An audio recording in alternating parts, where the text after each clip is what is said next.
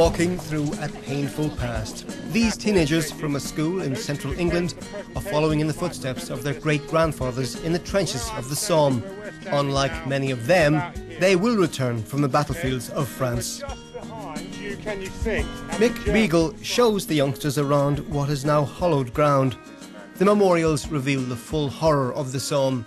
In just a few hours, on July the 1st, 1916, some 20,000 British soldiers died here. Before becoming a battlefield tour guide, Mick was a soldier serving with the British Army in Northern Ireland and Sarajevo. Now he passes on the memory of World War I to today's generation. But is doing that commemorating a bloody nightmare or celebrating glory and victory? It's too easy to be macho, to think it's glorious, think it's triumphant, and you know, is not nothing we need to worry about today. This is not ancient history. This could it happen again? I suppose it could.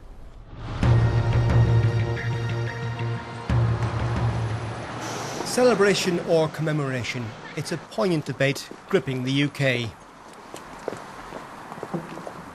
In Cambridge, we meet Professor Richard Evans, a leading British historian. He believes that with Euroscepticism on the rise ahead of European elections, some politicians are engaging in tub-thumping jingoism.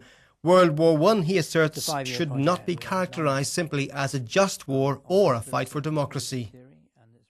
The Education Secretary, Mr. Michael Gove, has said this is a struggle between left and right, and that Conservatives, he says, want a patriotic celebration of the British victory in the First World War.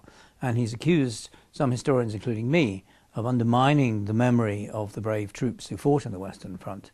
But if you look at the war on a more general scale, you can see that it is a catastrophe. It gives rise to fascism, racism. It makes anti-Semitism much more popular and much more extreme in Europe. Eurosceptics like Max Hastings take another view. We meet the former war correspondent and military historian at his country home. He attacks London and Paris for, in his words, not saying anything that might upset Germany. In an article, he accused Prime Minister Cameron of, quote, sucking up to the Germans, adding that that was no way to remember our Great War heroes. And that it would be a mistake to allow this centenary to pass by simply by commemorating the horror of what happened without trying to tell a new generation why it happened. No one nation deserves to bear all the blame for what happened in 1914, but it seems to me that Germany deserves more than most, because Germany was the one nation that had the power to stop it. The one theory about World War I that I believe is quite unacceptable is that it was an accident. European statesmen, I think, were not alert to the dangers of war in 1914. Nobody has any clear view of what the war is for. It's simply triggered by the alliance system. We join the Westonbirt schoolgirls on their battlefield tour. Their trip is about much more than learning historical facts and figures.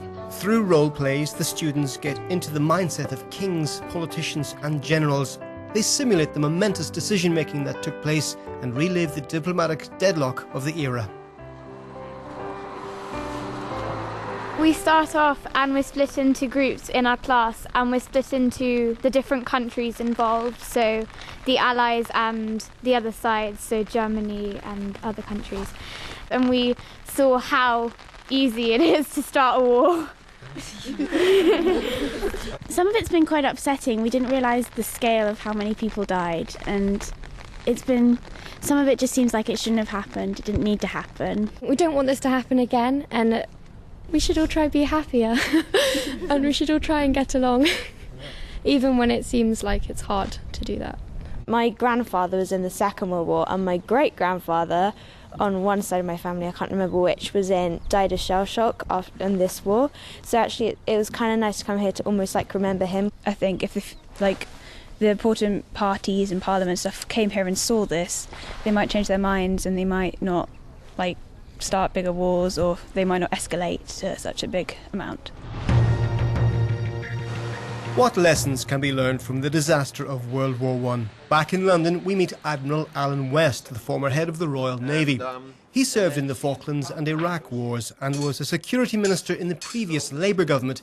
We ask him what went wrong in 1914. People are willing to embark on wars thinking it'll be little, thinking it'll be quick, and that is extremely dangerous. Once you embark on a war, politicians and politics, they lose control. Politicians think they can control wars. You cannot control wars. London's National Portrait Gallery is currently staging an exhibition called The Great War in Portraits. It's also running projects such as National Memory Local Stories, in which teenagers commemorate the First World War through artwork. It's not a history that they can't connect with, but it might be something that their next door neighbour can talk about. It might be something, there's a story their parent or maybe even a living grandparent just remembers a conversation over a cup of tea or over supper one Sunday afternoon. Schools from all over Britain joined in the Local Stories project. While some of the youngsters researched their own family history, others went into local archives.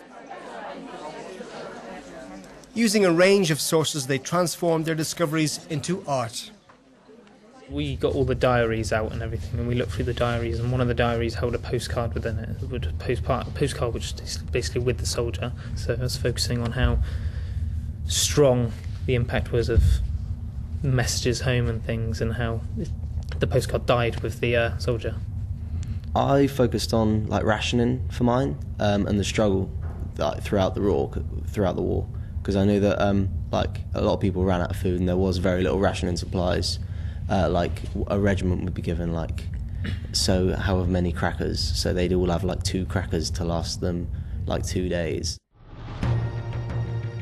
The government sought to change how history is taught in schools, with some claiming there was a nationalistic motive to its intended overhaul of the curriculum.